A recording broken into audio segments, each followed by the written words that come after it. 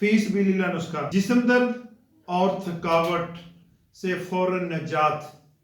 जो बंदे कहते हैं कि हम काम थोड़ा सा कर लेते हैं, हमारा सर दर्द करना शुरू कर देता है, जिस्म दर्द करना शुरू कर देता है, सांप पट्टे कमजोर हैं वो दर्द करना शुरू कर देते हैं, बड़े हम अपने आप को कमजोर समझते हैं, हर वक्त सुस्ती कायली और थकावट सी रहती है, ना कोई काम कर सकते हैं, ना कहीं जा सकते हैं, ना आ सकते हैं, पूरा जिस्म जो ऐसे एक लाचार सा हो गया।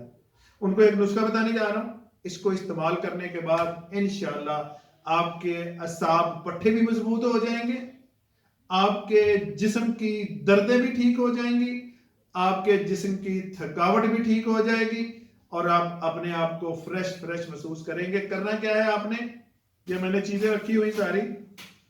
नंबर 1 पे लौंग, दालचीनी, जायफल, जलवत्री। लौंग, दालचीनी, जायफल, जलवत्री। और इसमें थोड़ा सा आप अगर रेगमाई अफोर्ड कर सकते हैं तो वो डाल लें। इनका आपने सफूफ बना लेना है और इसके कैप्सूल आपने करने हैं 250 mg, 250 मिलीग्राम के कैप्सूल भर लेने हैं। एक कैप्सूल सुबह नाश्ते के बाद चाय से, एक कैप्सूल रात को चाय से, एक कैप्सूल असर के टाइम चाय से आपने लेना, 3 टाइम।